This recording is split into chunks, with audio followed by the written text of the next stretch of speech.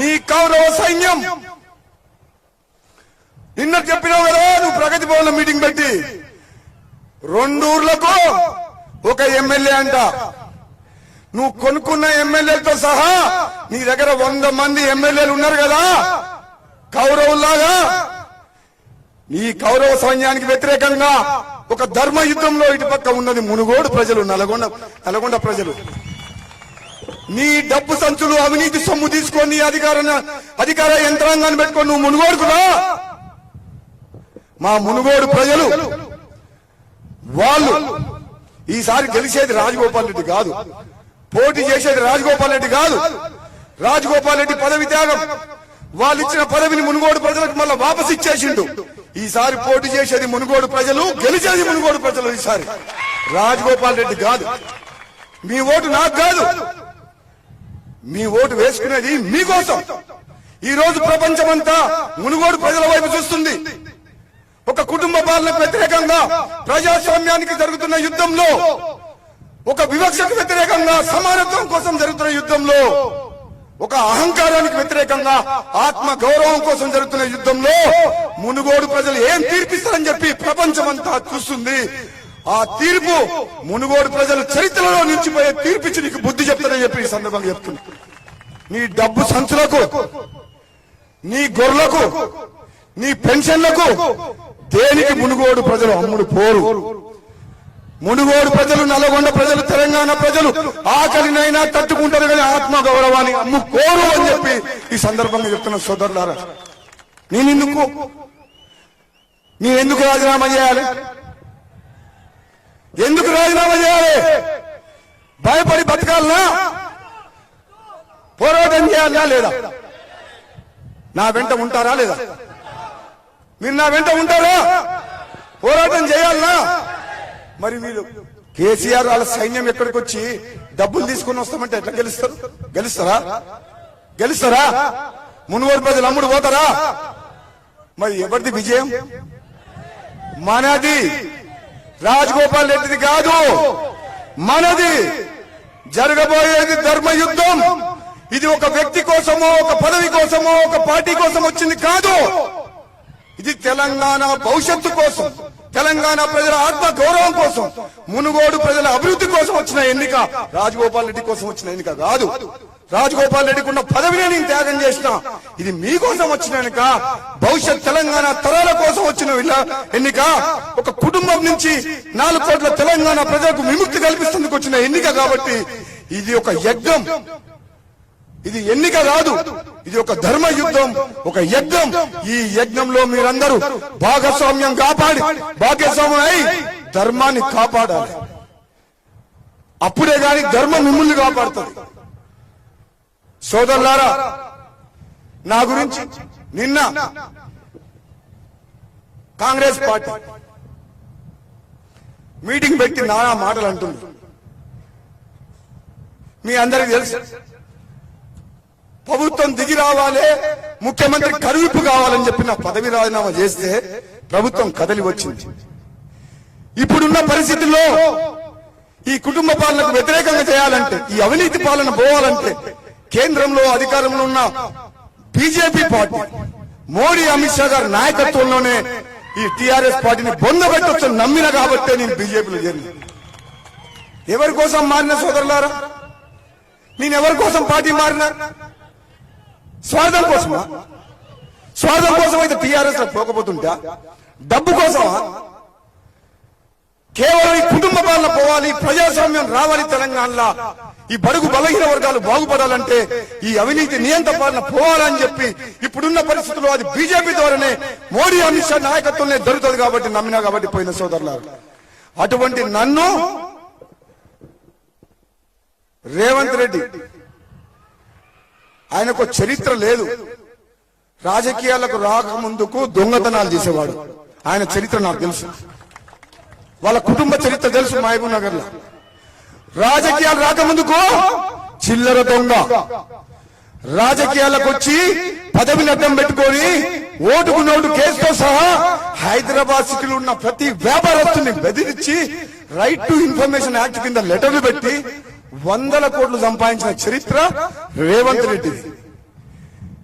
పదవి త్యాగం చేసి ప్రజల కోసం ముందుకు పోతున్న చరిత్ర నాది. మంత్రి పదవిని త్యాగం చేసి కోమటిరెడ్డి వెంకటరెడ్డి గారు తెలంగాణలో ఆత్మహత్య చేసుకోవద్దని చెప్పిన చరిత్ర నాది. మా కుటుంబాన్ని, మా కుటుంబం గురించి, నా గురించి అమ్ముడు పోయినా అని మాట్లాడుతుందంటే నిజంగా ఒక్కసారి మీరు ఆలోచన చేయండి. డబ్బు కోసం అమ్ముడు పోయే వ్యక్తినా? అసలు ఏ పార్టీ? 4 పార్టీలు మారి కాంగ్రెస్ పార్టీలో డబ్బులిచ్చి పదవి తెచ్చుకొని సినిమా డైలాగులు కొట్టి కాంగ్రెస్ పార్టీ గురించి మాకు చెప్తున్నాడు కథలు. ఆయన అంటే కాంగ్రెస్ చరిత్ర 20 ఏళ్ల పాటు కాంగ్రెస్ పార్టీని అందరికంటే ఎక్కువ తిట్టింది ఎవరంటే రేవంత్ రెడ్డి. బ్లాక్ మెయిల్ దొంగ. సోనియా గాంధీని బలిదేవత అన్నాడు. రాహుల్ గాంధీని తిట్టడానికి తిట్టిండు. కాంగ్రెస్ పార్టీని అనరాని మాటలన్న వ్యక్తి ఎవరంటే రేవంత్ రెడ్డి. ఆయన ఇప్పటి కూడా చంద్రబాబు నాయుడు డైరెక్షన్ లో పనిచేస్తాడు. ముందు చూస్తేనే ఫోటో రేవంత్ రెడ్డి, వెనక చూస్తే చంద్రబాబు నాయుడు. అవునా కదా? ఎవరి మనిషి? మాది రక్తం. ప్రజల కోసం పాటుపడే వాళ్ళం, ప్రజల కోసం త్యాగం చేసే వాళ్ళం మేము. బ్లాక్ మెయిల్ చేసి డబ్బు సంపాదించుకుని నువ్వు ఒక 500 మంది పోరాటాలను పెట్టుకుని ముందురా జిందాబాద్ జిందాబాద్ సీఎం సీఎం. నీ ముఖానికి సీఎం అవుతావా? అవుతాడా? చూస్తుంది కన్నా 3 ఫీట్లు ఉన్నాడు, నాలాగా పొడుగు ఇట్లా ఉందా? ఆయన పర్సనాలిటీ ఏంది? ఆయన మాటలేంది? అంటే నువ్వు పైసలు ఇచ్చి పదవి పిసిసి ప్రెసిడెంట్ తెచ్చుకున్నంత మాత్రం నువ్వు ముఖ్యమంత్రి అయిపోయినావా? నీకు నువ్వు డిసైడ్ చేసుకున్నావా? పోరాగాళ్ళతో జిందాబాద్ కొట్టించుకుంటే ముఖ్యమంత్రి అయిపోతారా? అయితారా? మరి ఏం ఘనకార్యం చేసినావు? తెలంగాణ ఉద్యమంలో జైలుకు పోయినావా? ఓటుకునేడు ఖర్చులో జైలుకు పోయినావా? ఏ కేసులో పని జైలుకు? ఒకసారి మీరు చెప్పండి. రేవంత్ రెడ్డి ఏ కేసులో జైలుకు పోయిండు? ఓటుకునేడు కేసు. ఆయన అంటే నాకు ఛార్జ్ షీట్ అట, నీ నమ్ముడు పోయిందంట. అరే పిచ్చోడా, నీకు చెడ్డి లేనప్పుడే మా దగ్గర మస్తు కోట్ల రూపాయల ఆస్తి ఉండే మాకు. నీకు బట్టలు లేవు, నువ్వు దొంగతనాలు చేసి పైకి వచ్చినావు. మాదొక పెద్ద సంస్థ, మా అమ్మ పేరు మీద పెట్టిన సంస్థ, 36 ఏళ్ల కింద పెట్టిన సంస్థ.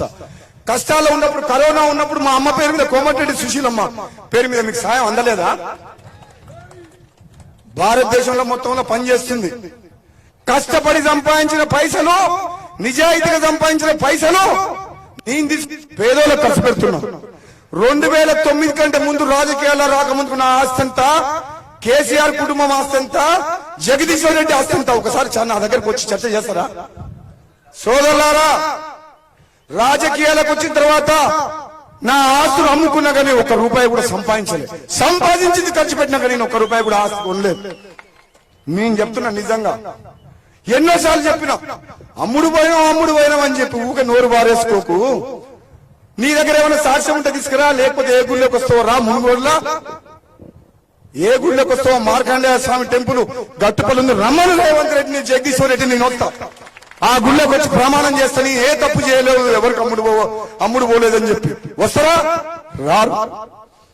ఎందుకంటే అబద్ధం ఆడి రాజగోపాల్ రెడ్డి అంటే ప్రజలు ఉన్నారు, పార్టీలకు అతీతంగా రాజగోపాల్ రెడ్డి గెలిపిస్తారని చెప్పి వాళ్ళకి అర్థమైంది. కాబట్టి అది జీర్ణించుకోలేక అసత్య ప్రచారం చేసి అపనింద మోపుతూ తప్పితే నా మీద అది నిజం కాదు.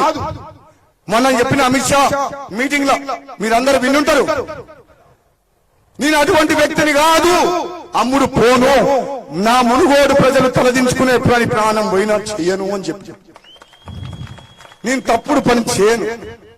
రాజకీయాల్లో ఉన్నందుకు, ప్రజా జీవితంలో ఉన్నంత వరకు మీరు మా ఎమ్మెల్యే అంటే, మా రాజగోపాల్ రెడ్డి అంటే తలెత్తుకునేలాగా ఉంటా, కానీ తలదించుకునే పని చేయను.